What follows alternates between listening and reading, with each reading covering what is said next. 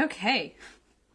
You would think as much as I do this that I would know how to do this properly. So, let's get the earbuds in.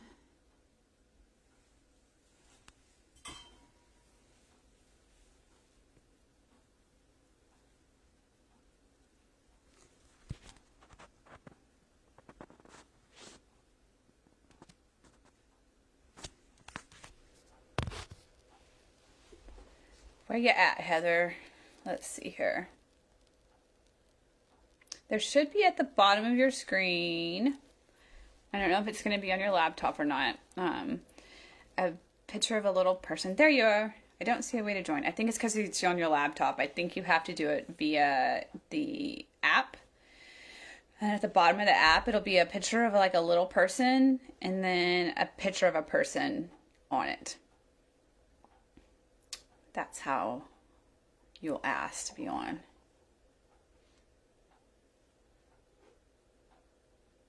I forgot that that was how Carmen and I had to do it. We had to do it via our phones because I couldn't find the way to do it on the laptop.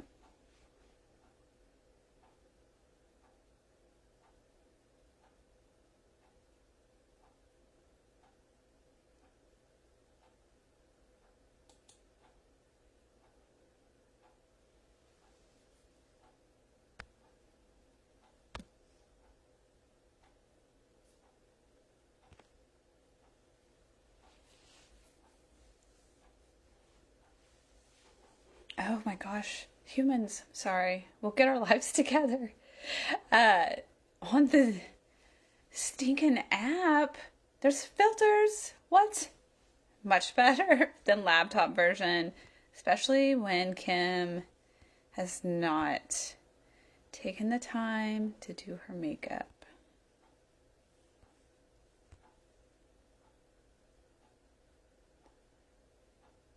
That's a little better.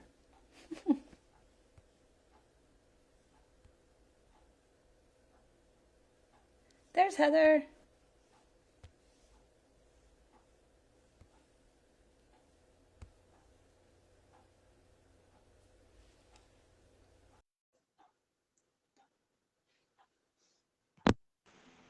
Okay, sorry this took Hey, so long. I Heather. wasn't prepared to do it on my phone. That's okay. Can you hear me okay? Yeah, can you hear me okay? I can. Yeah. We'll be prepared the next time. Yeah.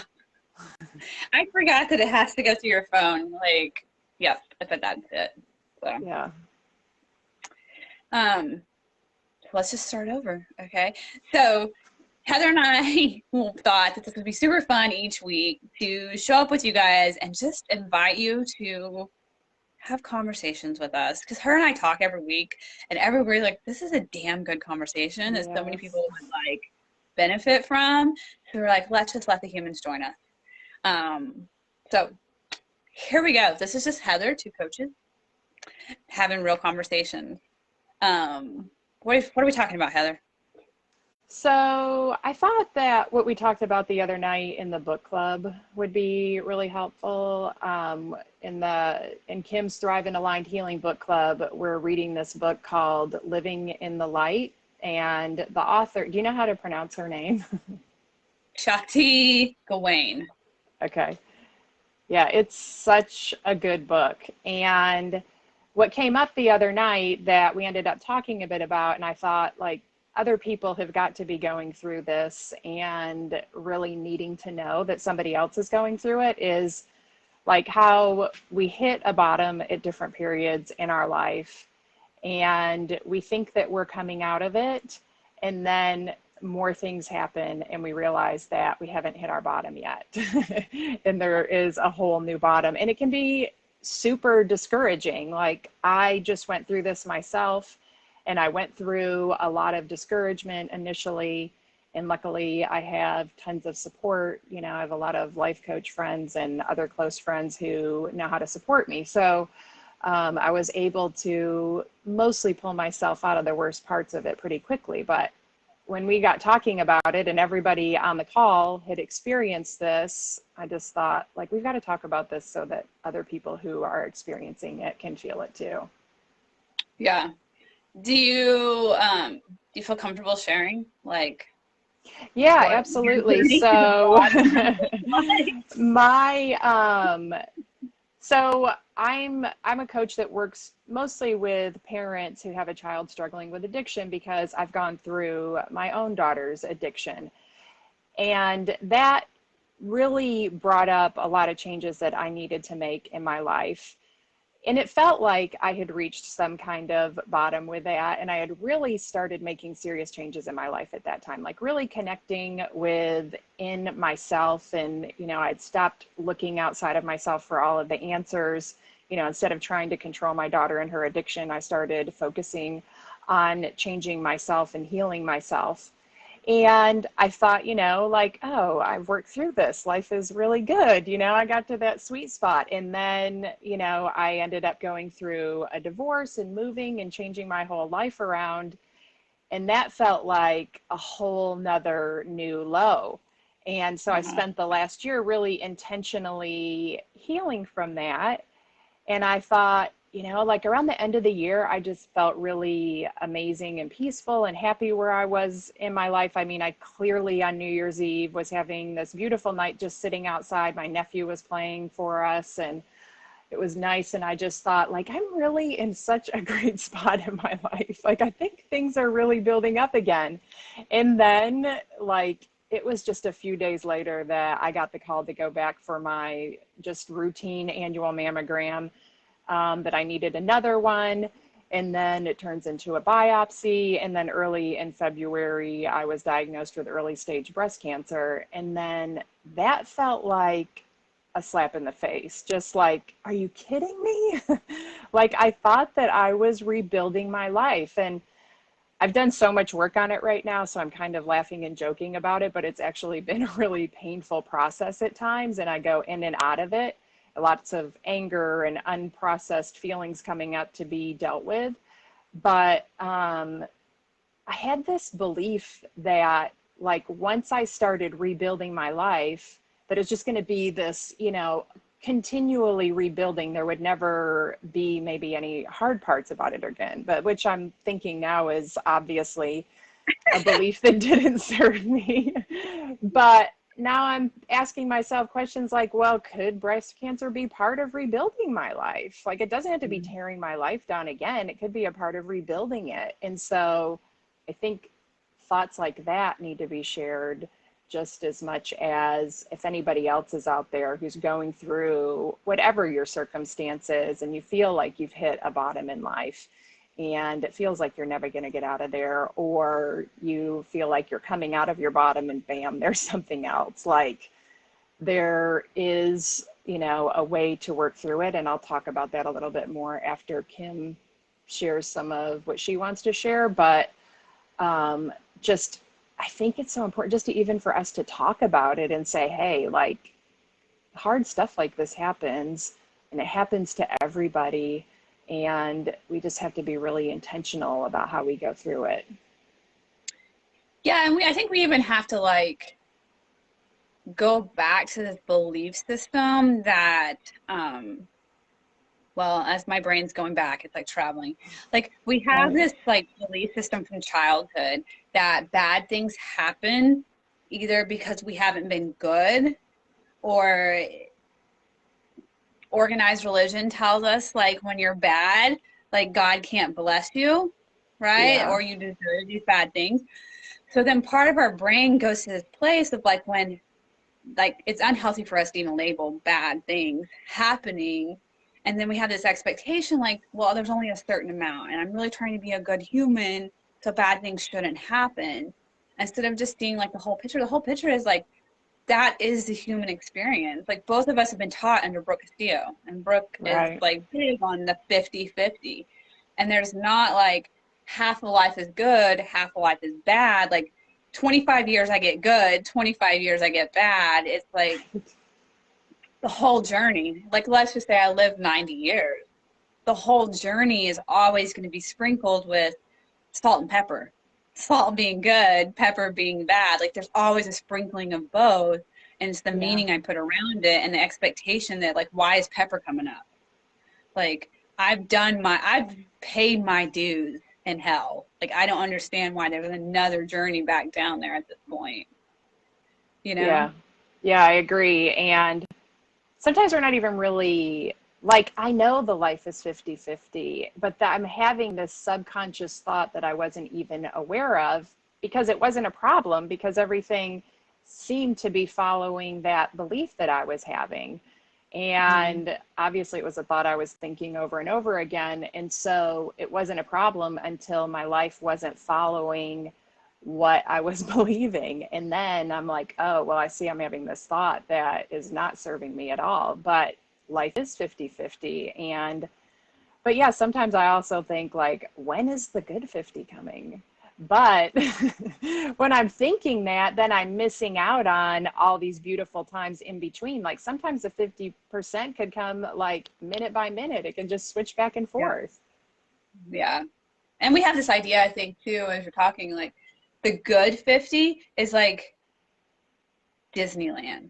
The Right. good 50 is like when I'm feeling like I meet someone and like I fall in love, or Right. my business makes six figures, or I buy my Maserati. Like those are, and it's like, hell yeah, your good's never coming. Like it's going to be a very scarcity thing if that's the bar for the good Hmm. 50. Yeah, I agree.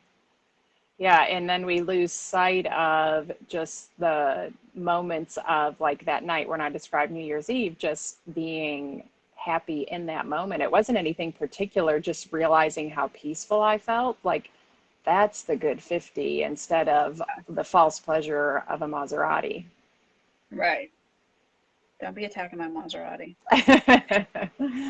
If you get one, I'll ride in it. Yeah. I'll drive you around in it. Yeah, I mean it's true. Like today, like if my brain doesn't want to, and I think, correct me if I'm wrong, our brain's wired to kind of look for the negative because I guess that would make sense from a primal perspective. Like it has to be vigilant because there's a threat around any corner. But if I'm allowing it to run free, then it's not providing space for it to see the good. Because the good is today. Like I'm healthy today. I feel good today. I'm in control of my time, which is a huge like asset that not a lot of people have.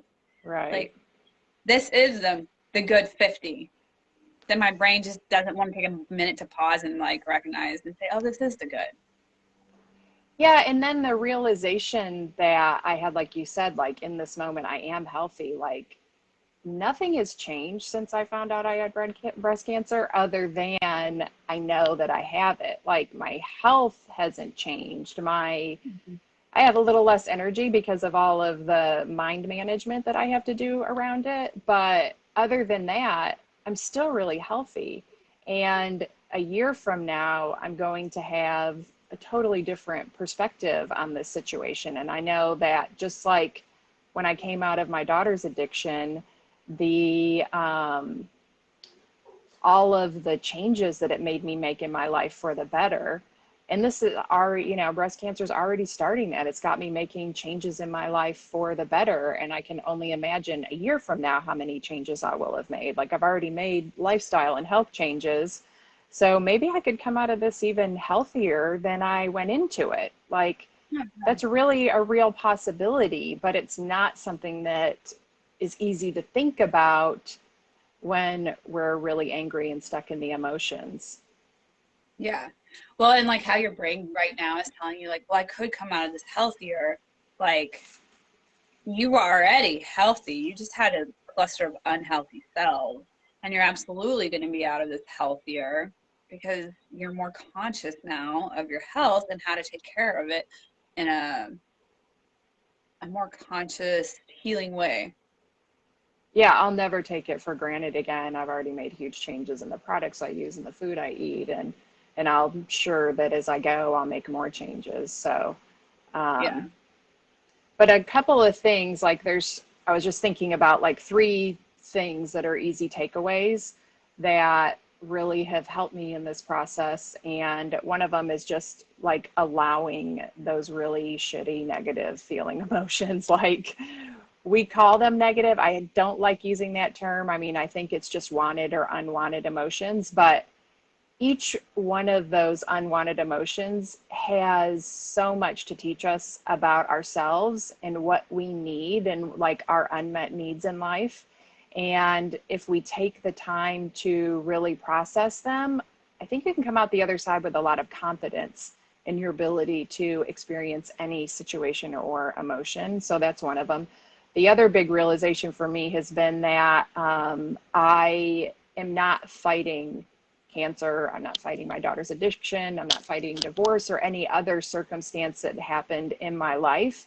It's a battle within me.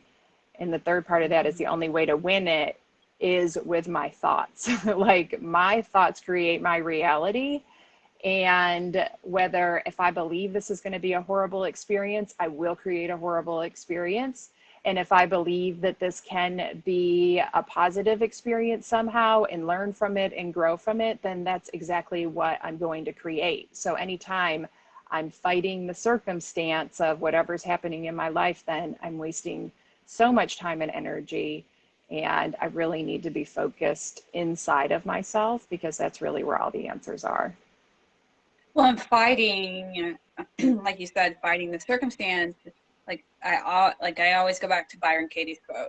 Whenever we argue with reality, we lose, but 100% of the time.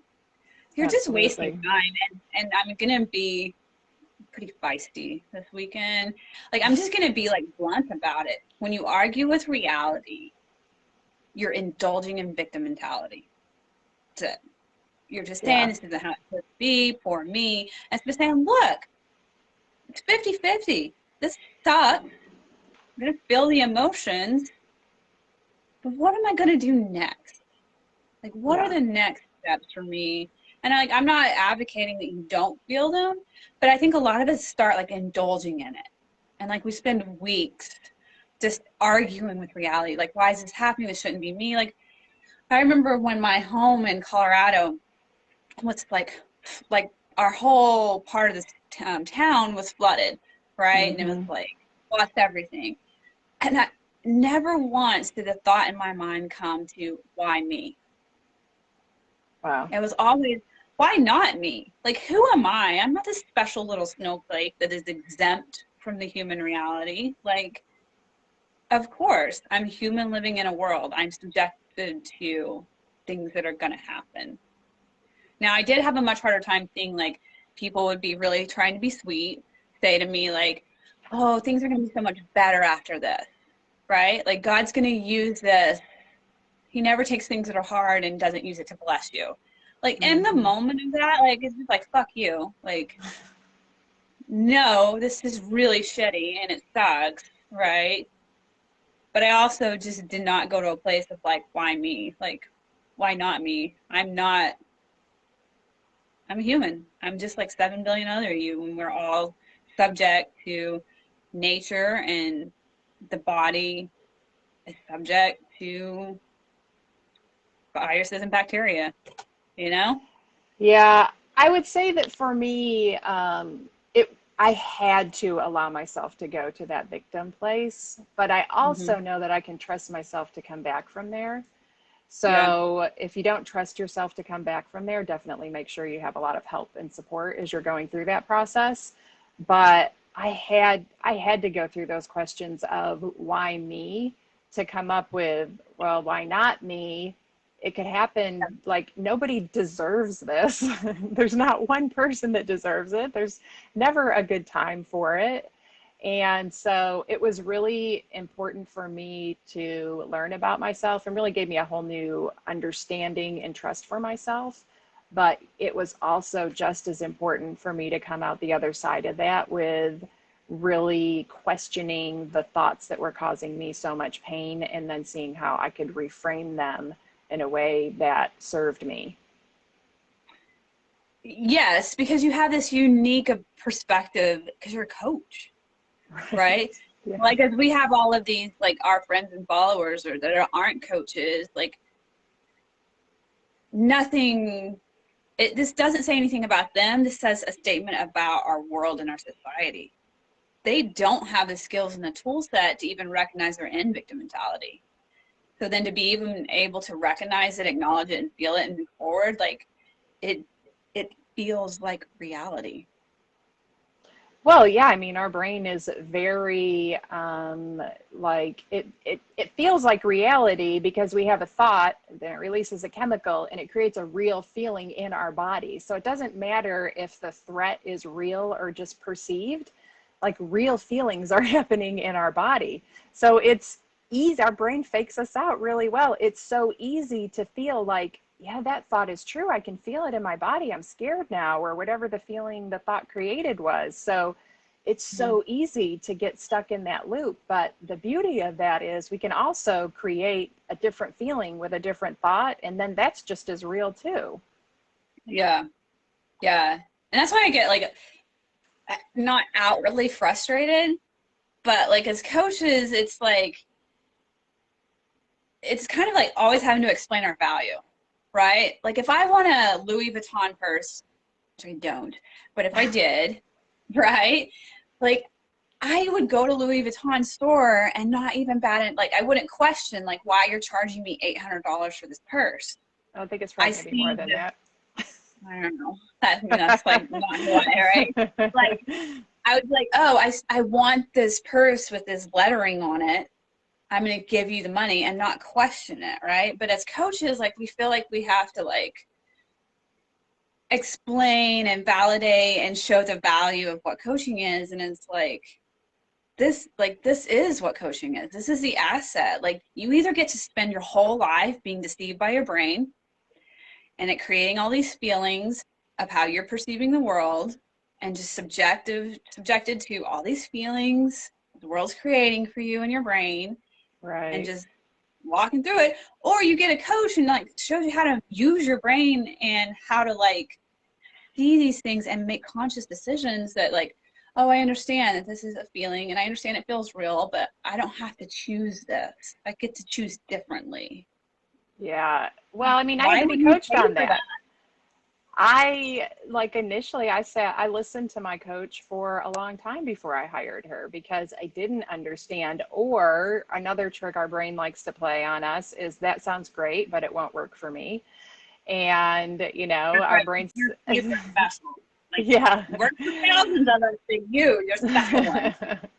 But our brain says no, right? Like if we want to do something or try something new we've never tried before, or don't, like the Louis Vuitton purse, like everybody, it's common knowledge, the value of it or the status symbol of it, but coaching is somewhat new and everybody doesn't know the value in it. So I had to be taught the value and then I had to jump out and take a risk and invest in myself in a way that I never had before, which thank God I did. Like, I can't even imagine going through the things I've gone through in the last couple of years without it.